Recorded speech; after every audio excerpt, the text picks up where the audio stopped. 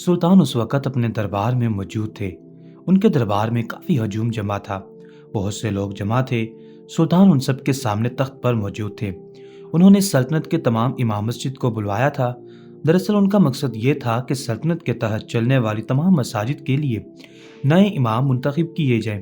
इन तमाम लोगों को जमा करने का मकसद असर नौ उनके मुराआत और तनख्वाहों का ऐलान करना था। इसलिए उन्होंने तमाम मसाजिद के इमामों को अपने दरबार में दावत दी थी। जब सिपाही ने यह आकर बताया कि तमाम इमाम मसाजिद तशरीफ ला चुके हैं, तो सुल्तान कागज में तहरीर करदा नामों का ऐलान करने के साथ साथ उन्हें यह भी बता रहे थे कि उनकी ड्यूटी अब कौन सी मस्जिद में है, उनकी तनख्वाह कितनी होगी और उनके लिए क्या मराआत दी जाएंगी। सुल्तान ने ज़्यादा तजर्बाकार इमाम के लिए ज़्यादा मराआत का ऐलान किया था। उनकी तनख्वाहें भी दूसरे इमामों से ज़्यादा थीं। साथ ही साथ सुल्तान ने तमाम इमाम के लिए औसाफ भी बयान किए थे कि इस बात को यकीनी बनाया जाएगा कि इमाम मस्जिद लाजमी तौर पर नेक हो, परहेजगार हो, तकवे वाला हो। इमाम ने ना सिर्फ औसाफ बयान किए थे बल्कि उनकी जांच पड़ताल भी अच्छी तरह करवाई थी कि कहीं कोई इमाम किसी बुराई में मुब्तला तो नहीं। उन्होंने मुंतखब किए जाने वाले इमाम के लिए जासूस मुकर्रर किए थे, जिन्होंने अच्छी तरह जांच पड़ताल करके फिर सुल्तान को उनके किरदार के हवाले से इत्तला दी थी कि तमाम मुंतखब किए जाने वाले इमाम किरदार के हवाले से बिल्कुल ठीक और तकवे वाले हैं। सुल्तान ने बारी बारी सबके नाम लेकर उन्हें मस्जिद का नाम बताना शुरू किया जहां उन लोगों को अपनी खिदमत सर अंजाम देनी थी। अभी सुल्तान इन तमाम लोगों को अहकामात जारी कर रहे थे कि अचानक से दरबार में खलबली मच गई और तमाम लोगों ने मुड़कर जब उस सिमत देखा तो हैरान रह गए। सुल्तान के वजीर अपने साथ एक इंतहाई गरीब और लाचार से शख्स को हाथों से पकड़े अंदर ला रहे थे। उस शख्स के चेहरे पर बेपनाह उदासी मौजूद थी और जैसे जैसे वो करीब आता गया उसके चेहरे पर खौफ के आसार दिखाई दे रहे। सुल्तान ने वजीर से पूछा कि आप इस वक्त दरबार में क्यों तशरीफ लाए हैं, जबकि आपको मालूम है कि हम दरबार में किसी किस्म की भी मुदाखलत बर्दाश्त नहीं करते, तो फिर इस तरह अचानक आना और अपने साथ इस शख्स को अंदर लाने का क्या मकसद है। वजीर ने सुल्तान से मुआफ़ी मांगी और कहने लगा, सुल्तान मुअज़्ज़म, आप हमें मुआफ़ कर दें। हमारा मतलब बिल्कुल भी दरबार में मुदाखलत करना नहीं था, बल्कि इस अफरा तफरी में हाजिर होने का एक ही मकसद था कि हम आपको एक ऐसी सूरत हाल से आगाह करें जिसे सुनकर आप हैरान रह जाएंगे और आपको यकीन नहीं आएगा कि ऐसा भी हो सकता है। वजीर ने कहना शुरू किया कि दरअसल जिस शख्स को आप दरबार के साथ वाक़ मस्जिद का इमाम करार देने जा रही हैं, उसकी असलियत से मुतल्लिक आपको कुछ भी मालूमात नहीं है। ये मालूमात आप तक सही तरह से नहीं पहुंचाएगी, बल्कि आपसे हकीकत को छुपाया गया है। सुल्तान ने वजीर को वहीं रोक दिया और तमाम लोगों को रुखसत होने का इशारा किया, लेकिन वजीर ने कहा, सुल्तान मुअज़्ज़म, गुस्ताखी माफ़ कीजिए। मैं आपसे ये कहना चाहता हूँ कि जो खबर मैं आपको बता रहा हूँ वो इन सब के सुनने के लायक है, ताकि आइंदा कोई भी शख्स ऐसी हरकत दोबारा ना कर सके। सुल्तान ने वजीर को इशारा किया कि जिसका मतलब था कि तुम कहना शुरू करो। सब लोग हमतनगोश वजीर की बात सुनने लगे। अपना गला खंखारा और कहने लगा, सुल्तान मुअज़्ज़म, दरबार के मुत्तसिल मस्जिद का इमाम एक बहुत बड़े गुनाह का मुर्तकिब हुआ है और उसने 2 कमसन लड़कियों से जिना किया है। जिस इमाम पे ये इल्ज़ाम आयद किया गया उसने हैरानी से खड़े होकर वजीर को देखा और देखते ही रह गया। वो इमाम एक अधेड़ उम्र का शख्स था जिसे अपनी जवानी से ही सल्तनत के एक कदीम मस्जिद की इमामत का शर्फ हासिल था। उस इमाम का तजर्बा सल्तनत में मौजूद तमाम इमामों से ज़्यादा था, इसलिए उन्होंने उस शख्स को दरबार की मस्जिद का इमाम मुंतखब किया। लेकिन अब यकदम सूरत हाल बदल गई थी और सब लोग हैरानी से देखने लगे, बल्कि उन लोगों ने आपस में चहमगोइयां भी शुरू कर दी। इमाम मस्जिद ने तैश में आकर वजीर से कहा, आप मुझ पर गलत इल्जामात क्यों आयद कर रही हैं, जबकि आप अच्छी तरह जानते हैं मैंने ऐसा कुछ भी नहीं किया, ना मैं करने का सोच भी सकता हूँ। आपको गलत बयानी नहीं करनी चाहिए। तोहमत लगाना बहुत बड़ा गुनाह है। बराए करम इससे इज्तनाब कीजिए और मुझे बख्श दीजिए।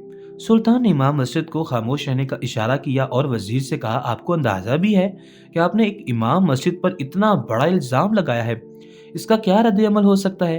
आपके पास कोई सबूत है कि इस इमाम मस्जिद ने ही उन 2 कमसन बच्चियों के साथ जिना किया है?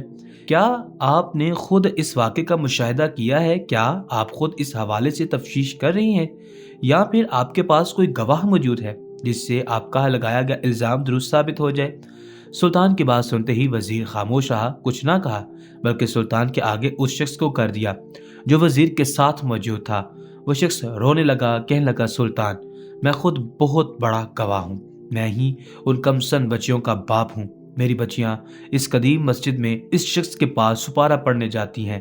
ان کی عمریں 4 سال اور 7 سال ہیں اور اس امام مسجد سے کافی مانوس تھیں۔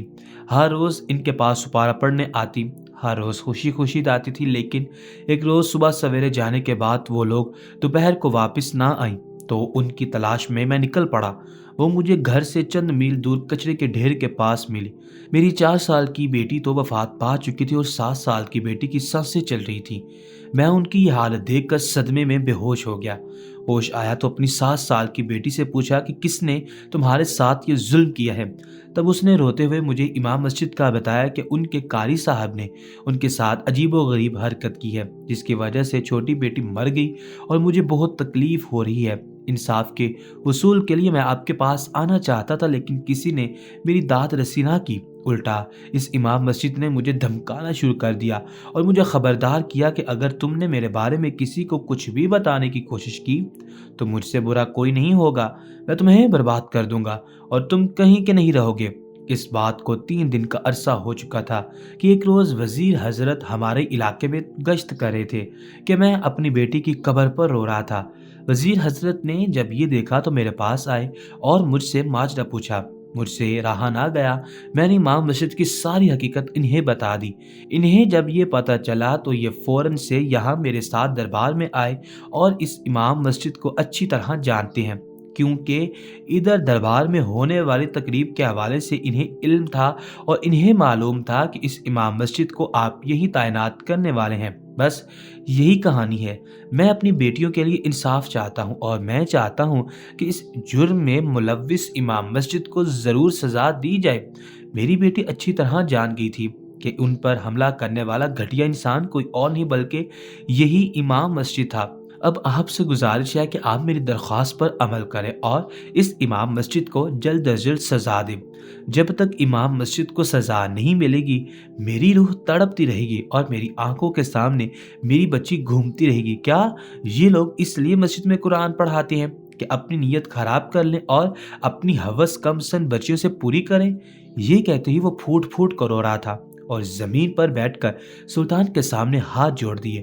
سلطان کی آنکھوں میں بھی یہ دیکھ کر آنسو آ گئے اور انہوں نے فوراً سے وزیر کو حکم دیا کہ امام مسجد کو گرفتار کر لیا جائے، مکمل طور پر تحقیقات کی جائے۔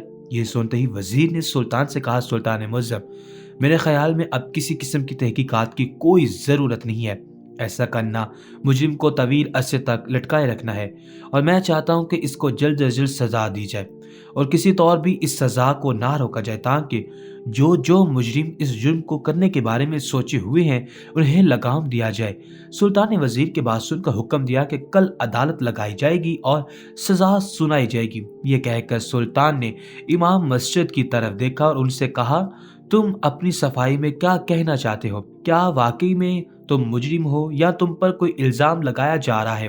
امام مسجد بس خالی خالی نگاہوں سے کبھی سلطان کو تو کبھی وزیر کو دیکھتے اور کہتے، سلطان معظم، میں کیا کہہ سکتا ہوں؟ مجھے تو یہی سمجھ نہیں آ رہا کہ لوگ حسد میں اس قدر آگے بڑھ جاتے ہیں کہ میری نیک نامی جو میں نے اتنے عرصے کی محنت اور تقوی سے کمائی ہے اس پر 1 منٹ سے بھی کم عرصے میں پانی پھیر دیا۔ میں بس زندگی کی اس کایا پلٹ پر حیران ہوں۔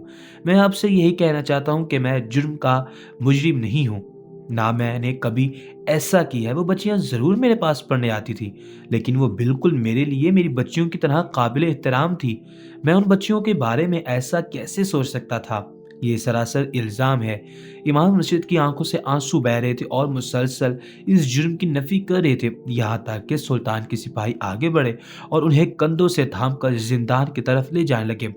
امام مسجد چیخ چیخ کر یہی بات کہہ رہے تھے کہ میں قصوروار نہیں ہوں، میں بے قصور ہوں، میرے خلاف سازش کی گئی ہے، مجھے یہ عہدہ ملنے والا اس لیے میرے خلاف اسد کے طور پر یہ سازش کی گئی ہے، میں کبھی ایسے جرم کرنے کے بارے میں سوچ بھی نہیں سکتا۔ آپ پوری تحقیقات کروائیں، مجھے ایسے بند نہ کروائیں، مجھے امید ہے کہ میں رہا ہو جاؤں گا کیونکہ میں نے ایسا کوئی بھی کام نہیں کیا، خدا کے لیے مجھے آزاد کر دیں، مجھے یہ عہدہ نہیں چاہیے، لیکن مجھے اس قدر گھناؤنے جرم میں زندان میں قید نہ کیا جائے کہ میں برداشت نہ کر پاؤں۔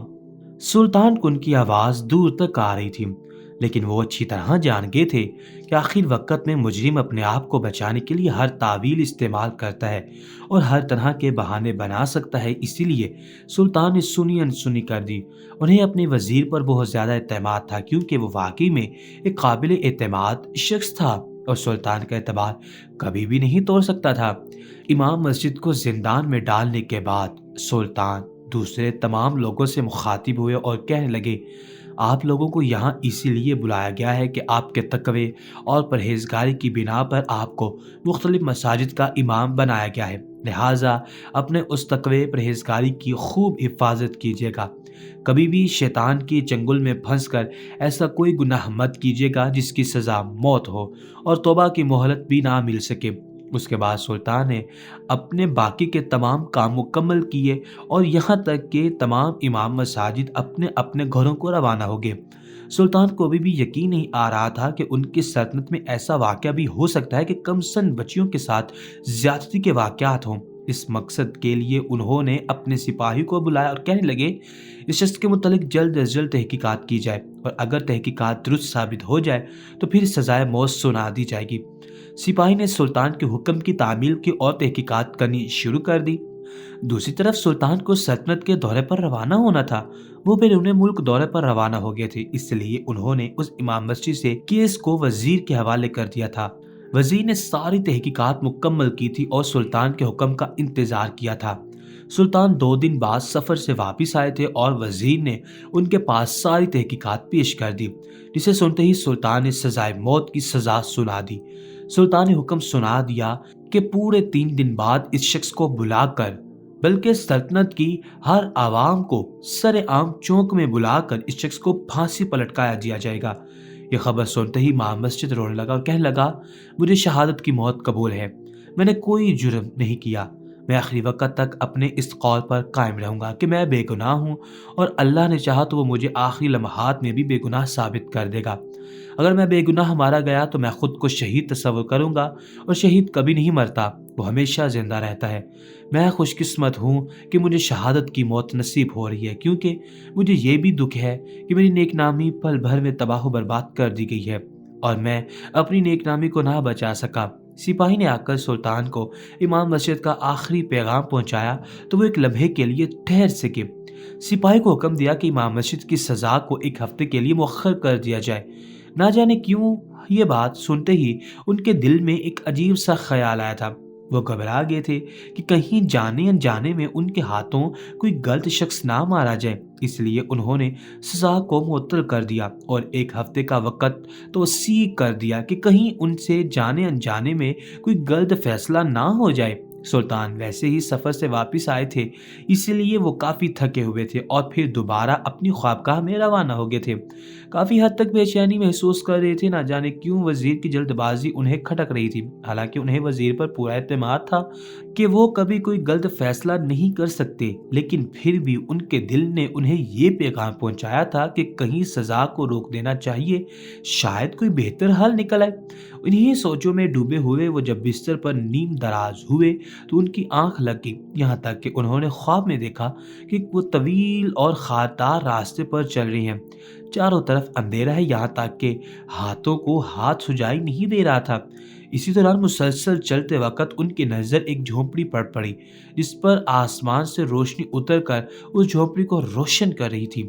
سلطان نے جب اس قدر اندھیرے میں اس روشن جھونپڑی کو دیکھا تو حیران رہ گئے اور فوراً سے قدم اس کی طرف بڑھانے لگے، یہاں تک کہ جب وہ جھونپڑے کے دروازے پر پہنچے اور جیسے ہی جھانک کر اندر دیکھا تو کیا دیکھتے کہ 17 سال کی لڑکی جس نے اپنے گرد چادر باندھی ہوئی تھی اور جائے نماز پر بیٹھ کر دعا کے لیے ہاتھ اٹھائے ہوئے تھے، وہ مسلسل رو رہی تھی اور بار بار ایک ہی دعا کر رہی تھی، اللہ تعالیٰ سے کر رہی تھی کہ اللہ، جس اندھے سلطان نے بغیر کسی تحقیقات کے میرے بابا یعنی امام مسجد کو سزائے موت سنا دی ہے، یا اللہ اس سلطان کو تباہ و برباد کر دے کہ وہ سلطان کس کام کا جس نے کس قسم کی تحقیقات نہیں کروائی اور میرے بابا کو بغیر کسی ٹھوس ثبوت کی سزائے موت سنا دی۔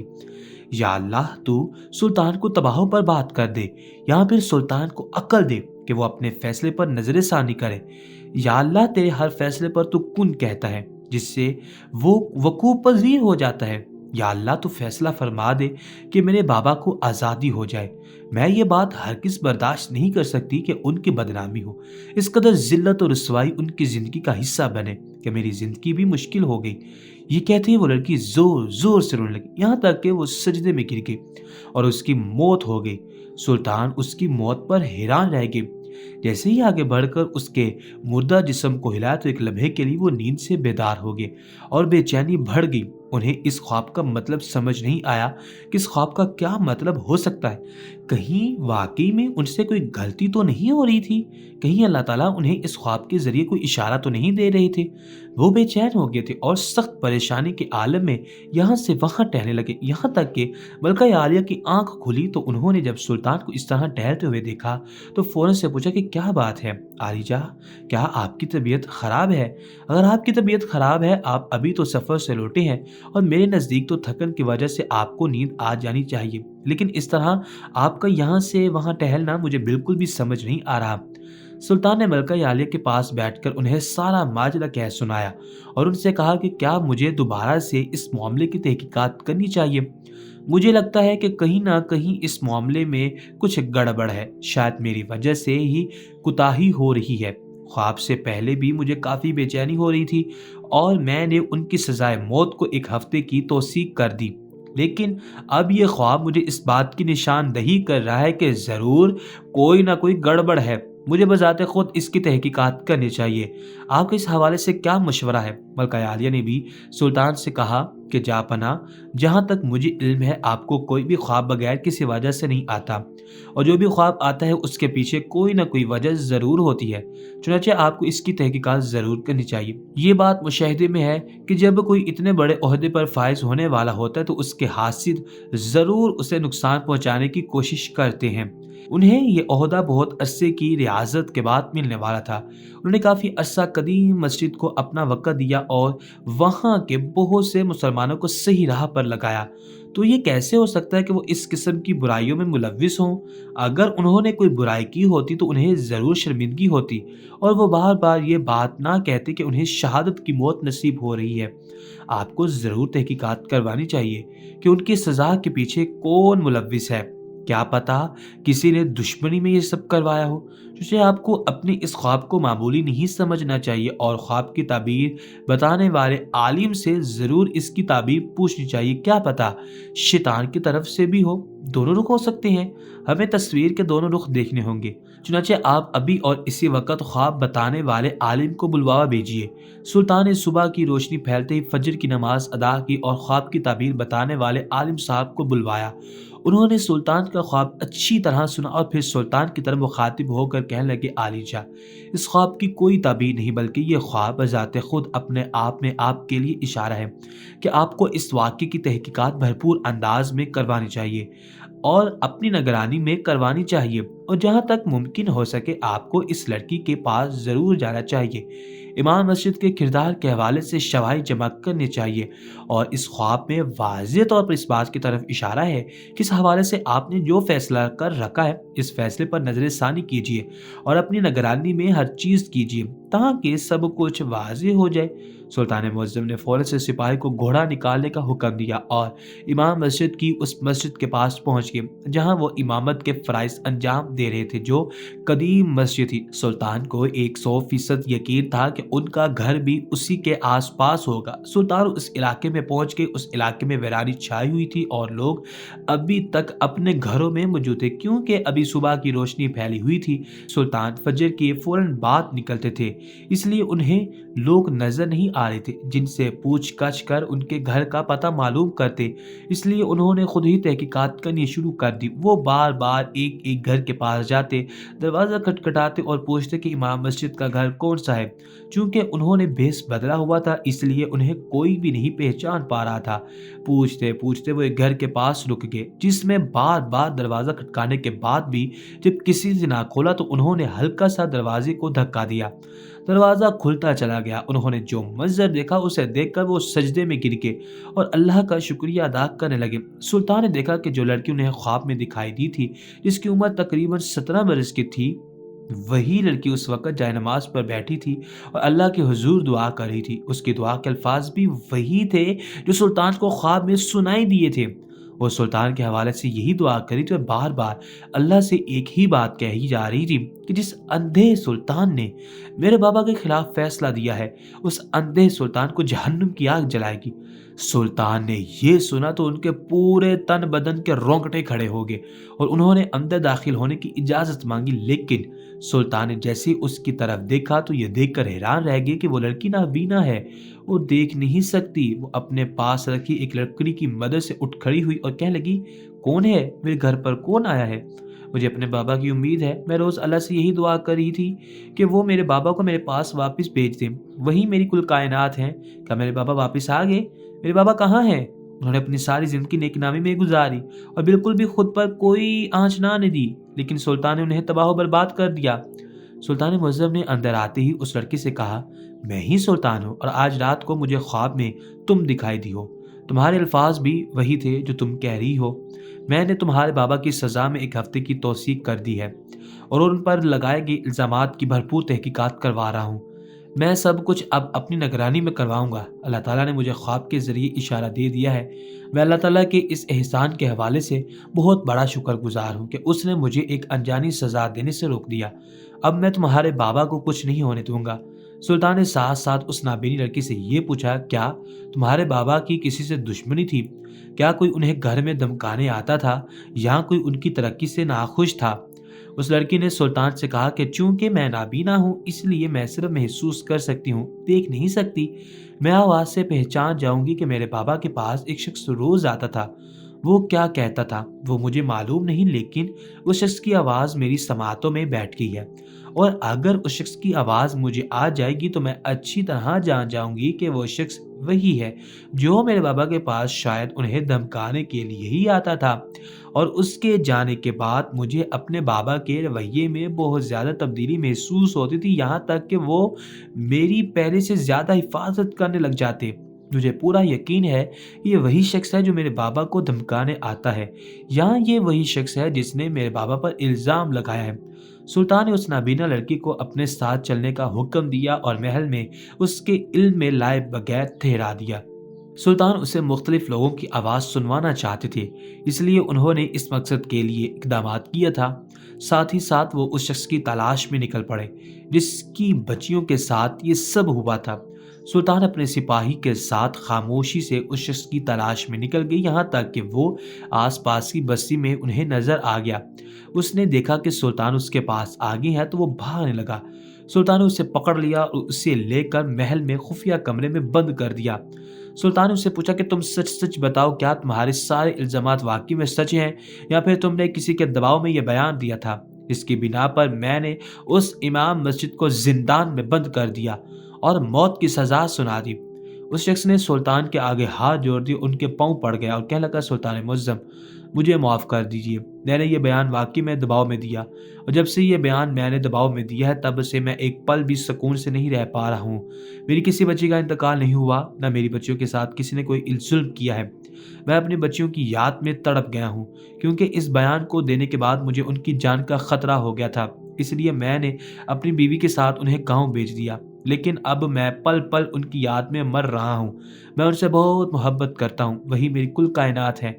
लेकिन अब मैं अफसोस में ज़िंदगी बसर कर रहा हूँ कि काश मैं ये सब ना करता। मुझे पैसों की बहुत ज़रूरत थी और इस मकसद के लिए मुझे आप ही के दरबार के एक शख्स ने ख़रीद लिया और इमाम मस्जिद के ख़िलाफ़ बयान दिलवाया। मुझे माफ़ कर दीजिए, मैं मुजरिम हूँ। आप मुझे जो सज़ा देना चाहते हैं मैं सज़ा भुगतने के लिए तैयार हूँ, लेकिन खुदा के वास्ते मेरी बेटी को तहफ़्फ़ुज़ फराहम कीजिए।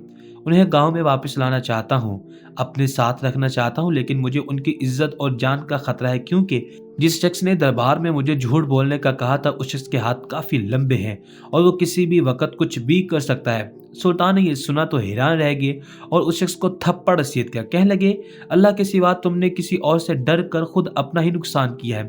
तुम इस बात के हवाले से सज़ा के हकदार जरूर ठहरोगे। तुमने इमाम मस्जिद की बरसों की कमाई गई नेकनामे को बदनामी में मिला दिया, सिर्फ 2 पैसों की खातिर तुमने ये सब किया। हालांकि तुम मुझसे भी मदद मांगने आ सकते थे। क्या तुम्हें अपने सुल्तान पर भरोसा नहीं था?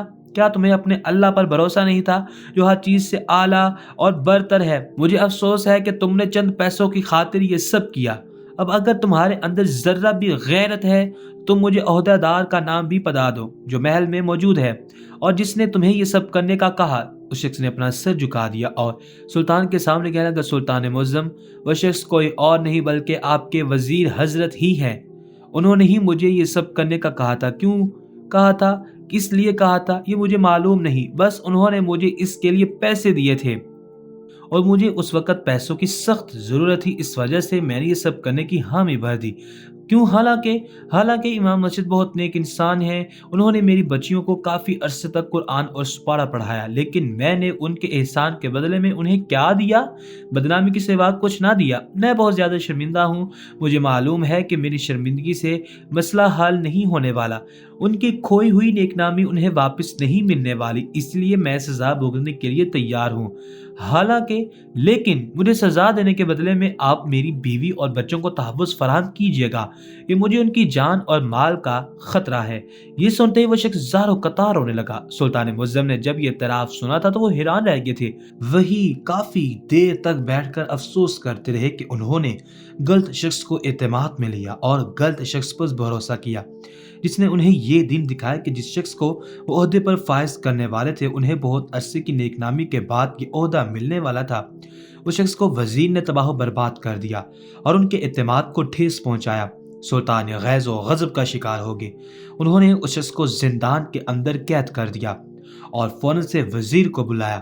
ساتھ ہی ساتھ انہوں نے سپاہی سے کہا کہ پردے کے پیچھے اس نابینا لڑکی کو کھڑا کر دیا جائے، وہ وزیر سے ایک اہم معاملے میں گفتگو کرنے والے ہیں، کیا پتہ وزیر کی آواز سے وہ پہچان جائے، اور یوں میرے پاس 2 گواہیاں موجود ہوں گی، میں اس حوالے سے مکمل تحقیقات کر کے کوئی فیصلہ کروں گا، وزیر کو فوراً سے فیصلہ نہیں سناؤں گا، لہٰذا تم ایک کام کرو، اس لڑکی کو پردے کے پیچھے کھڑا کرو اور میں اس سے گفتگو کروں گا، کیا پتہ اس کی آواز پہچان لی جائے، کیا پتہ وزیر کو بھی دھوکہ دیا جا رہا ہو، کیا یہ کام کسی اور نے کیا ہو، کیا پتہ ان تمام چیزوں کے پیچھے وزیر ملوث نہ ہو بلکہ کوئی اور شخص ہمارے دربار کی صورتحال کو خراب کرنا چاہتا ہو اور سلطنت میں انتشار پیدا کرنا چاہتا ہو۔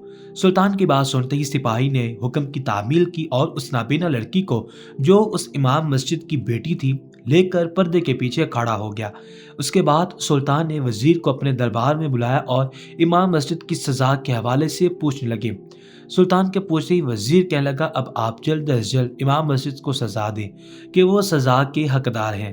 لوگوں میں انتشار پھیل رہا ہے اور کہہ رہے ہیں کہ سلطان کے وہ پسندیدہ ہیں اور سفارشی، اسی وجہ سے وہ سلطان ان کو بچانا چاہتے ہیں۔ میں آپ سے گزارش کرتا ہوں کہ آپ جلد از جلد اس امام مسجد کو سزا دیں کہ لوگوں کا منہ بند کروا دیا جائے۔ وزیر کی بات سنتے ہی سلطان معظم نے اپنے غصے کو بامشکل قابو کیا اور وزیر سے کہا کہ امام مسجد کو میرے سامنے حاضر کیا جائے۔ یہ سنتے ہی وزیر حیرانی سے سلطان کی طرف دیکھنے لگا، کہنے لگا، سلطان معظم، میں آپ سے کہہ رہا ہوں کہ آپ انہیں جلد از جلد بلکہ آج ہی سزا دیں اور آپ انہیں دوبارہ دربار میں بلا رہے ہیں، کیا کوئی ایسی بات ہے جو مجھ سے چھپائی جا رہی ہے؟ سلطان نے وزیر سے کچھ نہ کہا، بس اتنا کہا کہ جو حکم میں نے دیا ہے اس پر عمل کیا جائے اور امام مسجد کو میرے سامنے حاضر کیا جائے اور آپ اپنے وظیفے پر روانہ ہو جائیں۔ یہ سنتے ہی وزیر کو خطرے کی گھنٹی محسوس ہوئی اور وہ فوراً سے امام مسجد کو دربار میں حاضر ہونے کے بعد غائب ہو گیا۔ سلطان نے امام مسجد سے پوچھا کہ کیا تمہاری کوئی نابینا بیٹی موجود ہے؟ امام مسجد رونے لگا، کہنے لگا، سلطان معظم، جی ہاں، میری ایک نابینا بیٹی ہے، میری بیوی کافی عرصے پہلے انتقال کر گئی ہے، اسی لیے میں نے اسے پالا ہے۔ زندان میں جب تک رہا مجھے ایک ہی بات کی فکر رہی کہ وہ میری بیٹی میرے حوالے سے پریشان ہوگی اور مجھے ڈھونڈ کر کہیں اسے کوئی نقصان نہ پہنچا دیا جائے۔ میں اس حوالے سے فکر مند ہوں، کہیں میری بیٹی کو کسی نے کوئی نقصان تو نہیں پہنچا دیا، کہ میری بیٹی کو کچھ ہو تو نہیں گیا۔ امام مسجد بلک بلک کر رونے لگے تو سلطان معظم نے سپاہی کو آواز لگائی اور وہ ان کی نابینا بیٹی کو لے کر ان کے سامنے حاضر ہوا۔ باپ بیٹی کا ملن دیکھ کر سلطان کی آنکھوں میں آنسو آ گئے۔ سلطان معظم نے ان کی نابینا بیٹی کو دیکھ کر کہا، تم نے آواز سنی؟ میں جس شخص کے بات کر رہا تھا کیا یہ وہی شخص ہے جو تمہارے والد صاحب کے پاس آتا تھا؟ نبینا لڑکی کی آنکھوں میں آنسو آ گئے اور اس نے کہا جی ہاں، یہ وہی شخص ہے اور میں جان گئی ہوں کہ یہ شخص آپ کا وزیر ہے۔ یہی شخص میرے والد صاحب کے پاس بار بار آتا تھا، انہیں کسی بات پر دھمکاتا تھا۔ کس بات پر؟ یہ آپ والد صاحب سے ہی معلوم کر لیں۔ انہوں نے مجھ سے یہ راز رکھا اور ہمیشہ مجھ سے سب کچھ چھپا کر رکھا کہ کہیں میری بیٹی کسی بات کی پریشانی اپنے سر پر حاوی نہ کر لے اور میرے حوالے سے فکر مند نہ ہو۔ سلطان نے جب امام مسجد کی طرف دیکھا تو انہوں نے سلطان کی طرف دیکھ کر سر جھکا دیا اور کہنے لگے میں آپ کی بہت عزت کرتا ہوں، لیکن جب سے مجھے یہ بات معلوم ہوئی ہے کہ وزیر کے دل میں کھوٹ ہے، اصل میں بات یہ تھی کہ وزیر اپنے بھائی جو کہ خود امام مسجد ہیں انہیں اس عہدے پر فائز کرنا چاہتے تھے، جبکہ اس عہدے پر آپ مجھے فائز کرنا چاہتے تھے اور اس مقصد کے لیے آپ نے ہی مجھے دعوت نامہ بھیجا تھا۔ میرے وہم و گمان میں بھی نہیں تھا کہ مجھے اس عہدے پر فائز کیا جائے گا، نہ میرے فرشتوں کو علم تھا، اس لیے میں خوش ہو گیا، لیکن میری یہ خوشی چند لمحوں میں ہی ملیا میٹ ہوگی۔ جب وزیر کو علم ہوا کہ اس عہدے کے لیے ان کے بھائی کو نہیں بلکہ مجھے منتخب کیا گیا ہے، اس لیے وہ روز میرے گھر آنے لگے اور مجھے رشوت دینے لگے کہ میں اس عہدے سے منع کر دوں، جبکہ یہ میری عمر بھر کی کمائی کی بدولت مجھے حاصل ہوا تھا اور مجھے اس عہدے کی بہت زیادہ ضرورت تھی کہ میرے گھر کا خرچہ چلانا اب مشکل ہو گیا تھا اور میری نابینا بیٹی کے علاج پر بھی خرچ کرنے کے لیے کافی سارے پیسے چاہیے تھے۔ اس مقصد کے لیے میں نے وزیر کی بات نہ مانی اور اپنی نیک نامی کی بدولت کمائی گئی عہدے سے ہٹنے سے انکار کر دیا۔ وزیر مجھے روز دھمکانے کے لیے آتا اور مجھے کہتا کہ اگر تم نے میری بات نہ مانی تو تمہاری نیک نامی خاک میں مل جائے گی اور جب یہ نیک نامی نہیں رہے گی تو تمہیں یہ عہدہ بھی نہیں ملے گا۔ میں برابر انکار کرتا رہا یہاں تک کہ وہ آنا بند کر گیا میرے گھر پر اور پھر اس نے یہ سب کچھ کر دکھایا۔ میں کبھی سوچ بھی نہیں سکتا تھا کہ وہ میرے ساتھ یہ سب کچھ بھی کر سکتا ہے۔ میں سمجھ بیٹھا تھا کہ شاید وہ مجھے عہدے سے ہٹا دے گا، لیکن مجھے یہ نہیں معلوم تھا کہ وہ میرے خلاف اس قدر الزامات لگائے گا اور میری نیک نامی کو خاک میں ملا دے گا۔ یہ کہتے ہی سلطان نے فوراً سے وزیر کو تلاش کرنے کا حکم دیا۔ اس مقصد کے لیے انہوں نے جب دیکھا کہ وزیر کو خطرے کی گھنٹی محسوس ہو گئی ہے اور وہ محل سے بھاگ گیا ہے تو انہوں نے فوراً سے سپاہی کو ان کے پیچھے بھیجنے کا اشارہ کر دیا۔ سپاہی تھوڑی ہی دیر میں وزیر کو پکڑ کر سلطان کے دربار میں حاضر کر کے مزید اپنے جرم کا اعتراف کر لیا گیا اور سلطان سے کہا سلطان معظم، میں بہت زیادہ شرمندہ ہوں۔ مجھے نہیں پتا تھا کہ میرے عہدے کی ہوس مجھے اس قدر اندھا کر دے گی کہ میں اس شخص پر الزام لگاؤں گا اور پھر اسے موت کے گھاٹ اتارنے کی تلقین بھی کروں گا۔ مجھے معاف کر دیجئے، لیکن سلطان کے وزیر کی ایک نہ سنی گئی اور اسے کہنے لگے میں نے تم پر اعتماد کیا لیکن تم نے مجھے دھوکہ دیا اور میرے اعتماد کو ٹھیس پہنچائی۔ میں کبھی سوچ بھی نہیں سکتا تھا کہ تم مجھے دھوکہ دے سکتے ہو۔ میں نے ہر معاملے میں تمہاری رائے لی، اہمیت دی اور بدلے میں تم نے مجھے کیا دیا؟ تم نے صرف ایک عہدے کی خاطر ایک امام مسجد کی نیک نامی کو خاک میں ملایا، بلکہ اسے موت کی گھاٹ اتارنے کی بھی کسر نہ چھوڑی۔ تمہاری شرمندگی سے اس کی خاک میں ملائے گی نیک نامی واپس نہیں آئے گی۔ یہ کہتے ہی سلطان نے حکم دیا کہ تمام لوگوں کو محل سے متصل میدان میں جمع کر لیا جائے۔ سلطان کے حکم پر تمام لوگ حاضر ہونے لگے۔ سلطان معظم نے تمام لوگوں کے سامنے وزیر کو پھانسی دے دی اور پھر سب کے سامنے مخاطب ہو کر کہا کہ میں امام مسجد کو ان کے عہدے پر بحال کرتا ہوں۔ ان پر لگایا گیا الزام جھوٹا تھا۔ امام مسجد نے ایک شریف انسان ہے اور انہوں نے اپنی نیک نامی پر کبھی کوئی آنچ نہ آنے دی۔ وزیر نے ان پر الزام لگایا تھا، اس لیے وزیر اپنے انجام کو پہنچ گیا۔ اس لیے میں آپ سب لوگوں سے گزارش کرتا ہوں کہ خواب کے ذریعے مجھے اللہ تعالی نے راہ سجائی، ورنہ مجھ سے ایک ایسے آدمی کو سزا پہنچ جاتی جو بے قصور تھا۔